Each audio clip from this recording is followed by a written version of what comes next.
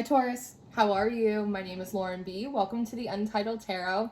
So Taurus, I have laid out your spread this week with the Muse Tarot, which is making a reappearance on my channel after a long hiatus. And I forgot, one, how beautiful it is, and it's also bringing us a very interesting message today.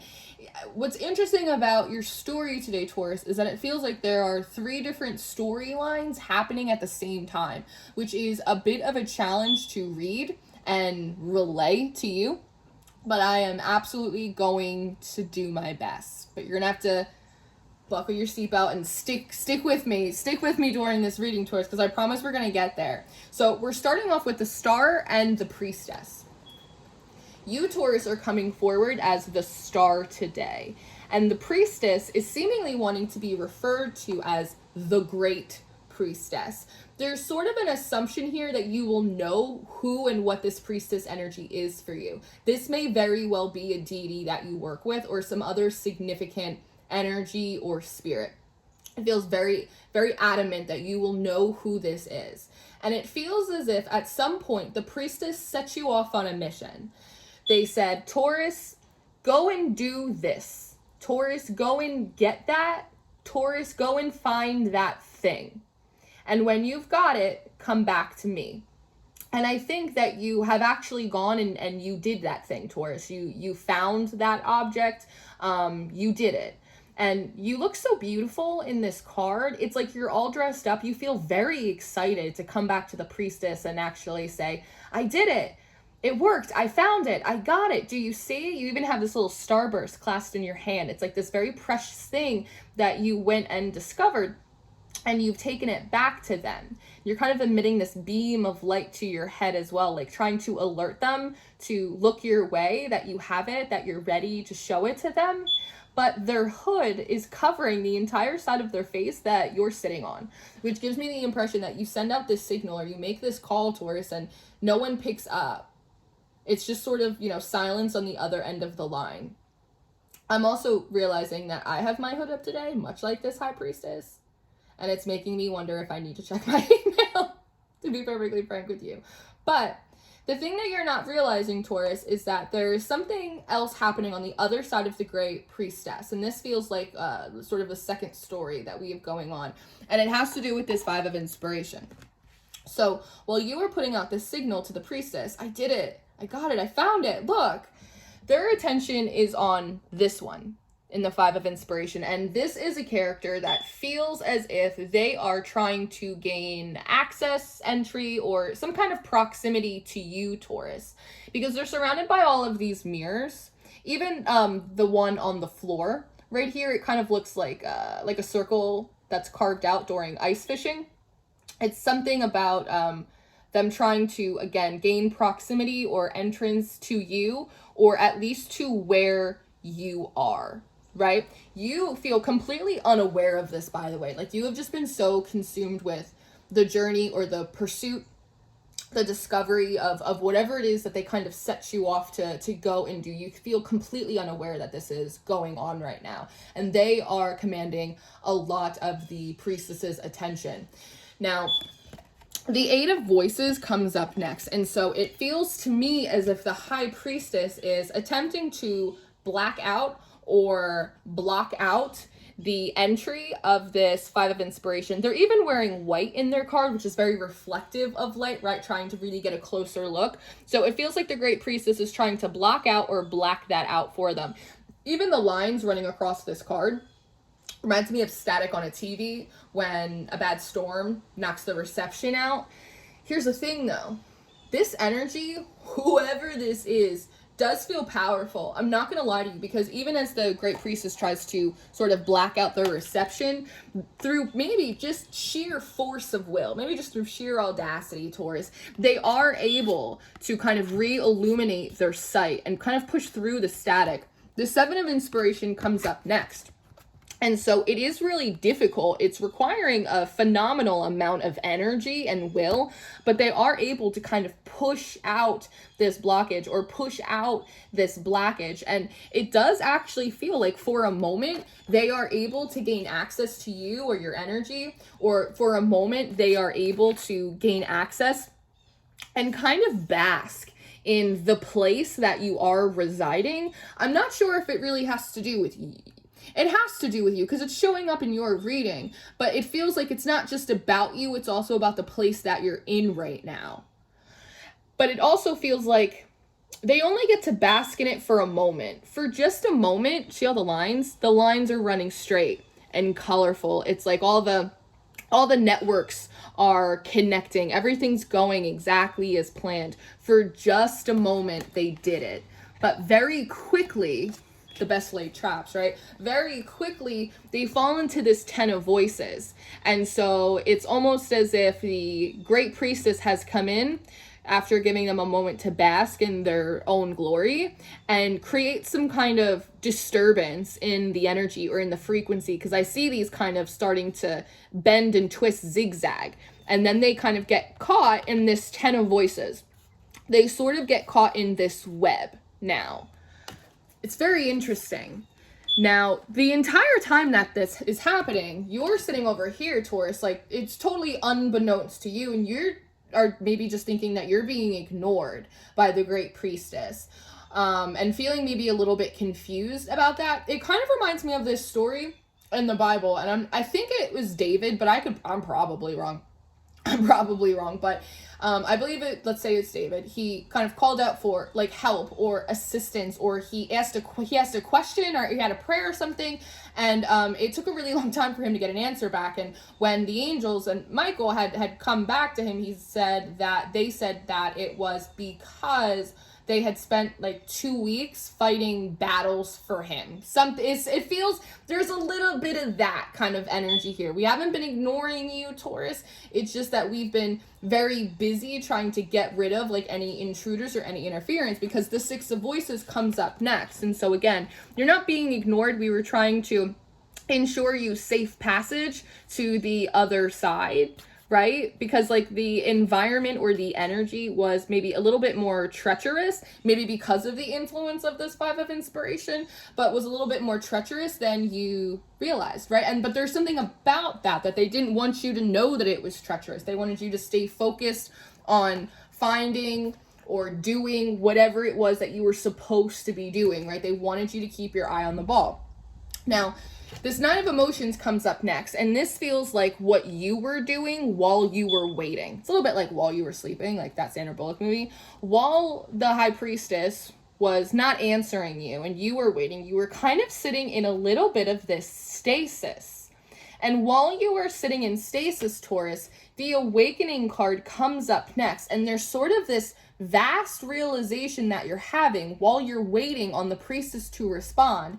And it has to do with the journey that they sent you on up until this point. And that's kind of the third story that I see coming into play. It kind of reminds me of like one of those Quentin Tarantino movies where the beginning of the movie is actually the ending, and you have to kind of reverse engineer your way back to the start.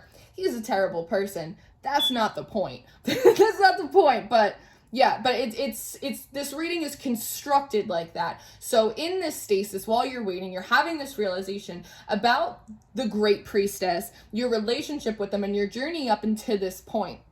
When we look back at the two of your cards, we notice there is this light emanating from the priestess's foreheads, but it also feels like it's directly connected to this starburst that's in your hand. And so there is this realization of, one, maybe how long this priestess has been around you without perhaps you knowing, but also how they have very specifically guided your hand, Taurus, like guided your actions. And it feels like, because the Justice card is coming up next, you are realizing that them guiding your hand, guiding your actions, sending you on this, what might have felt like a wild goose chase, go and do that impossible thing. Go and find that, bring it back to me. That in the process of doing that, that you went through an enormous shedding.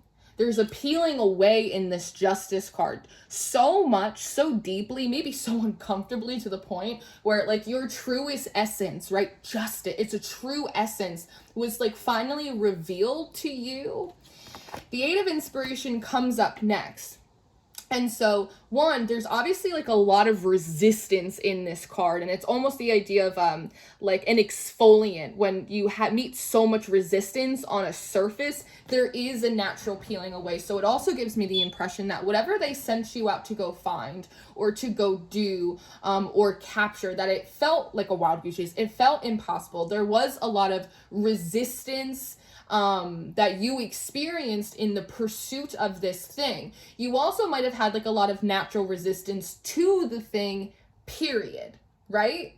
And so at the top of this card, I've never noticed it in this card, I've had this deck for years now, there's these little snails. And so I also wonder if part of this hiatus is like you've been gone for a while trying to recapture your essence, or finally overcome that thing, or again do whatever it was that you were kind of guided or instructed to do, that you had resistance to it. The process was really slow and maybe painful. I just heard the word agonizing, painful. But in that, it brought you to a very strange place, because this Lover's card comes out, and when it initially came out, I heard a very strange place.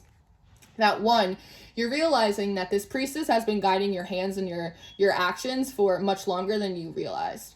And when you look back on that journey, you see how slow and kind of tumultuous it has been, and how much resistance you not only experienced, but that you had to it, but how that really shed and pulled off so many layers of who you thought you were to finally reveal your true essence. And in that moment is when you happened upon this very strange place that is the Lover's card. Today, this Lover's card feels like it belongs to the priestess. This is her place. This is her house. There's multiple people in this Lover's card, which also gives me this impression that this is the place that the Great Priestess brings all of her followers. They all come to this place. The Queen of Materials comes up next. They come to this place. They are guided to this place, so that way she can get a closer look at them.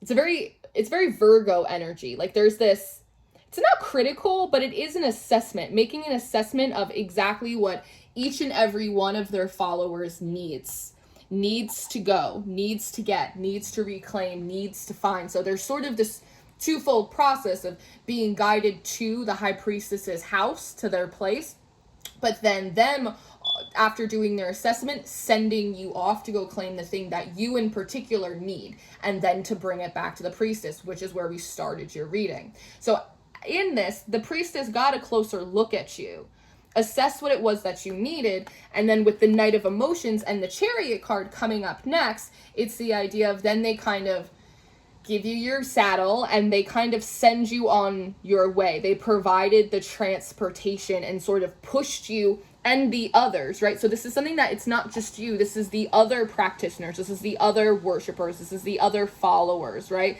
Sending all of you out with the Two of Inspiration into the great unknown, into this no man's land, into a place where maybe there was some kind of interesting frequencies, where maybe there wasn't a lot of dimension, right? It's like you kind of climbed out of here and now you're in a place that feels sort of undiscovered. It's a little bit of that deer in the headlights. How do I find this piece of myself that I lost, right? Where is this thing going to be? There's no maps. There's no, again, definition or indicators of the trail ahead. You really have to rely on instinct in so many ways. And maybe that's part of reclaiming the essence of you, but you, along with the others, they, she saddles you up and sends you off into the great unknown to find this thing, with the Magician card coming up next. And when you find it, that one special thing that each of you needs, it's like, and with the Magician, there's like a chemical reaction that happens, because it's like you hold it up and that thing, that element, that essence, whatever it is, it grows, it gets bigger, it reflects you back to you. It's like this really powerful process. And when that happens with this Page of Inspiration, it feels as if, see how there's these little lights going around the cat? It's almost like the priestess's alarm. Their alarm goes off. And they put their, I'm gonna hold them like this. They put their head close to the ground, right? And they hear the rumblings of another successful find. Another successful recapturing. The practitioner did it. Taurus did it. And when that happens, the wheel, and this wheel is made out of these lunar cycles, just like this priestess, right? And when that happens, the priestess kicks a new phase into gear, the wheels start to turn. It's like when you're about to start a car or a wheelbarrow, you're about to move it, and it's like you can kind of hear like a little bit of the like like before like it actually kind of like revs up. It's like the warming up process. Let's warm up the wheel. They've got it. They found it. I feel the rumblings. Now, the Four of Emotions comes up next. So the funny thing is this is where you're sitting in the Star card, right? It's that when you think that you're not being responded to, or like they didn't hear me, or maybe I didn't find the right thing, or maybe it's not good enough for the priestess, and that's why they're not like acknowledging me right now, it's because of one of two things. One, they are making sure that you have safe passage to the other side by clearing out, blocking off, blacking out any other energies that are not meant to be here, or not meant to be in your way, or in your, even in your field of awareness. The only reason I feel like that even came through in this reading for you now, Taurus, is because that's already been taken care of and it's done. And as soon as that's done, they go back, oh, let me check Taurus's work, right? Let me check the math. Nope, yeah, they found it. They did it. Taurus is right. But before they acknowledge that, they already set the wheel in motion for you. But meanwhile, you're sitting here in this Four of Cups, like Eeyore. Like, oh, Father, I guess they didn't hear me, or I guess it's not good enough. Little do you know, with this Knight of Inspiration coming up next, that it's like a slingshot. The priestess, like, their communication got pulled back to deal with this thing, this side incident, and then they turn the wheel, and boom, Knight of Inspiration and the Strength card. It's like it sneaks up right behind you, right when you thought that you weren't being responded to, or it wasn't good enough, or you're going to have to go back kind of out into the great unknown and maybe go and look again. You absolutely don't have to do that. It's like a surprise response all of a sudden. And I love it because here you're actually really close up to the moon as well. There's also a lot of confidence that comes off of this Strength card when it sneaks up behind you. One, it's just relief of, okay, I am connected. I did hear right. I am being responded to. There's also sort of like this realization of, again, maybe what was happening during the time that you weren't hearing from them, as well as this kind of brilliant realization about maybe how long this Great Priestess has, again, been with you, how much this process has done for you, how much more like yourself you feel, how much more confident you are in your own essence, in your own power. And part of what the slingshot does is it brings you the Ace of Materials. And it's funny because with the slingshot, it's almost like they pull it back, your communication. When they let it go, it slices through whatever this interference is, this individual perhaps, and as soon as it slices through them, it's like a domino effect. It hits the wheel and it starts to turn, and then it comes up and sort of just like bites you in the butt, and it brings you this Ace of Materials. So if you were asking a question, Taurus, and this is the way it wants to be phrased, that if you asked a question, the answer is a resounding yes. If you were asking for something specific to be done or to happen, the answer is a resounding yes. It is coming into your awareness. It is happening right now before your eyes. Like the actual, it's pentacles, right? It's earth, it's tangible. It's, you can hold it, you can touch it, you can sense it. Does that make sense? So if you asked a question, the answer comes through really big and loud, right? They're not answering me. Boom, the answer is yes, Taurus. Go and get it. Go and do it. Yes, Taurus, it's here right now. It's kind of wild. So this is what I have for you, Taurus. Really interesting, kind of just structurally, this reading. I am going to go do an extended reading. So if you're interested in your extended reading or your monthly reading for September, those are going to be the top 2 links in the description box. I always encourage you guys to check out Patreon because you can find all of the extendeds and all of the monthlies. I also run a mystery school and a tarot school on Patreon, which I have a lot of fun in, and I think everyone else does too. I do personal readings. If you would like one of those, you can book with me through my website. All the information is down below. I love you so much. This is a very cool reading, Taurus. Thank you for letting me read it for you. I hope I did it justice. Have a good time. I'll see you next time. Goodbye.